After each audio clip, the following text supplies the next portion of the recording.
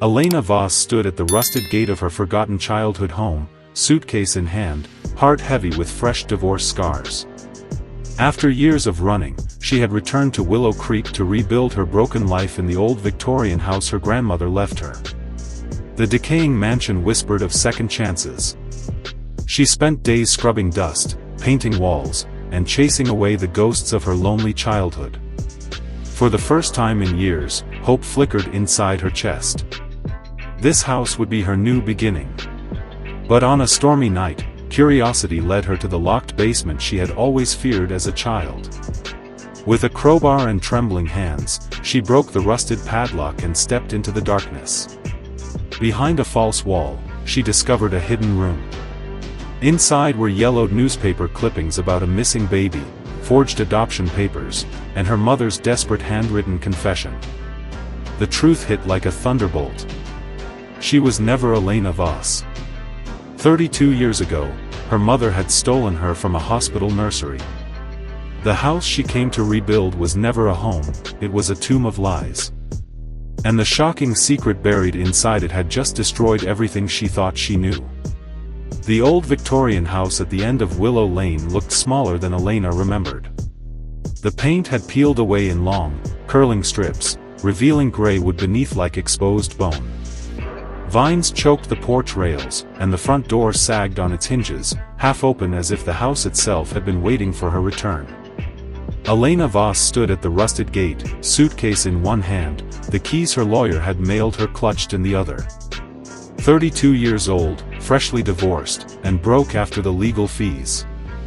The house was all she had left, her grandmother's will had made sure of that. To my only granddaughter, Elena Marie Voss, the family home and everything inside it, the document read. No money, no investments, just this decaying pile of memories she had fled at 18. She had sworn she'd never come back to Willow Creek.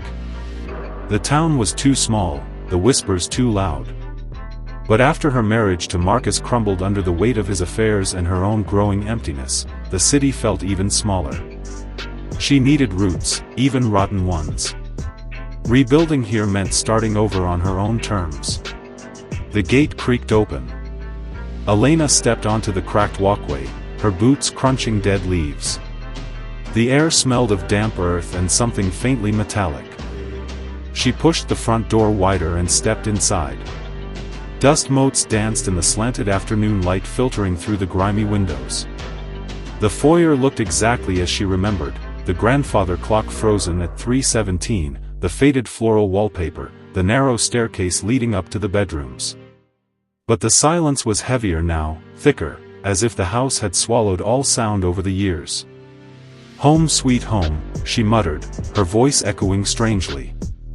She spent the first week clearing out the worst of the neglect. She hired a local handyman named Tom to help with the heavy lifting, replacing rotted floorboards, clearing the overgrown yard, fixing the leaky roof.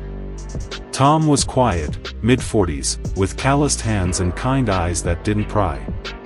The townspeople watched her with curious glances when she went into the general store for supplies. Old Mrs. Hargrove at the checkout whispered to her daughter, "That's Margaret's girl. Looks just like her mother." Elena ignored them. She had her own ghosts to face. Her childhood bedroom was on the second floor, still painted soft lavender. The twin bed with its faded quilt sat against the wall.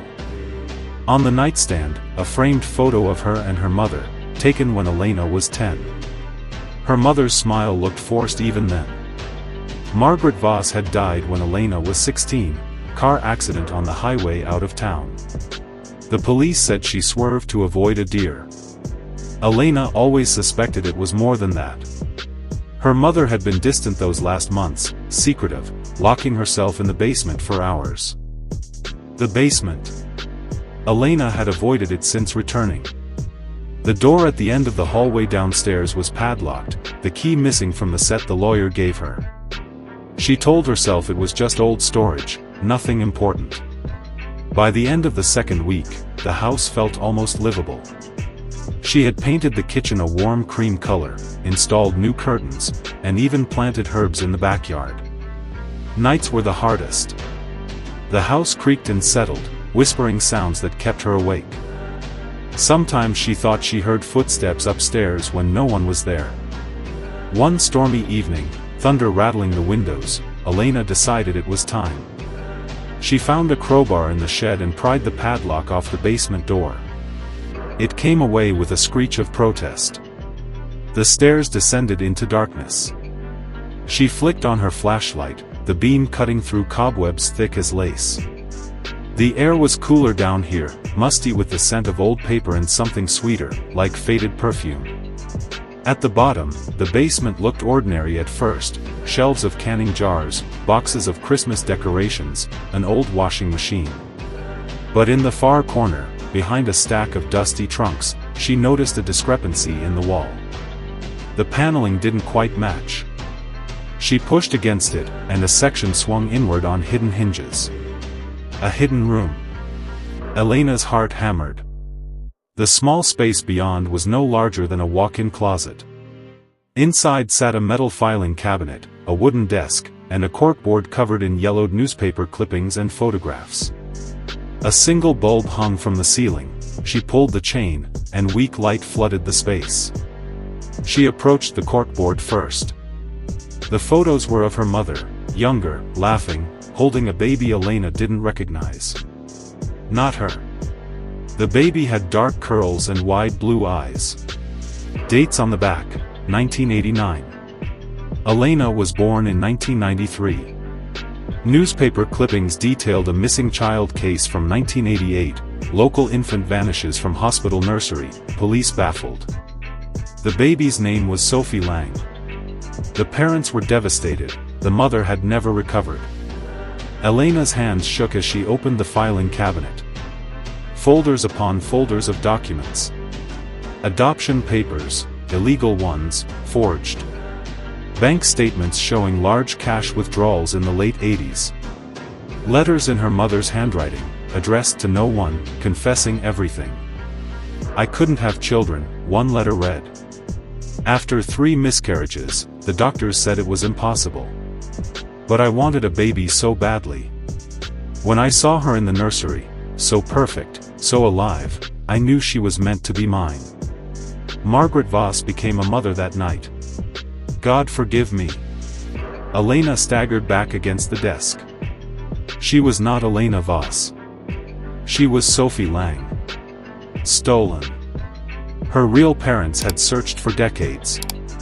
Her mother, her real mother, had died of a broken heart 10 years ago, according to one obituary clipping.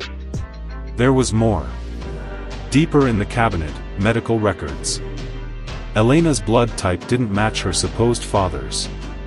DNA test results from a private lab her grandmother had apparently ordered years later, confirming the truth. And then, the worst part, a diary entry from her grandmother dated 2 months before her death. Margaret never told Elena the truth. I begged her to. The girl deserves to know who she is. But Margaret was terrified. The Lang family had money, connections. If it came out, we'd lose everything. Now Margaret's gone, and I'm too old and too cowardly. The secret stays buried with me. Elena will inherit the house. Maybe one day she'll find it herself. Maybe that's justice. Elena sank to the cold floor, the diary trembling in her hands. The house wasn't a gift. It was a confession. Every creak, every whisper she'd heard since returning, it felt like the walls were laughing at her now. She spent the night in that hidden room, reading every scrap of paper. By dawn, her eyes burned and her world had shattered. The woman she called mother had kidnapped her. Her grandmother had covered it up.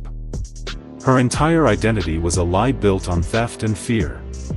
The next morning, Tom arrived for more repairs and found her sitting on the porch steps, pale and hollow-eyed. "You okay, Miss Voss?" he asked gently. She almost laughed at the name. "I'm not who you think I am." She told him everything.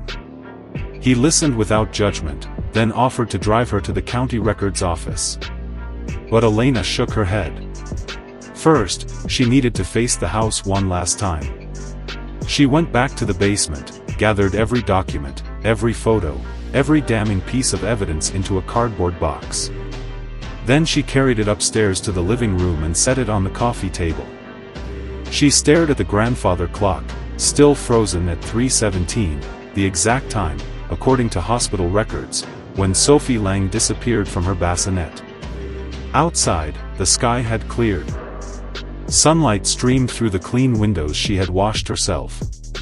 The house looked almost beautiful now, the way she had dreamed of making it when she first arrived with hope in her chest. But hope was gone. The secret had poisoned everything. Elena packed her suitcase again that afternoon. She left the box of evidence on the porch with a note for Tom: "Please mail this to the Lang family in Seattle. Their address is inside. Tell them the truth found me." She locked the front door and walked down the driveway without looking back. The vine seemed to reach after her, but she kept going. Willow Creek faded in her rearview mirror as she drove toward the highway. Rebuilding her life? The house had offered her a foundation, but it was built on lies.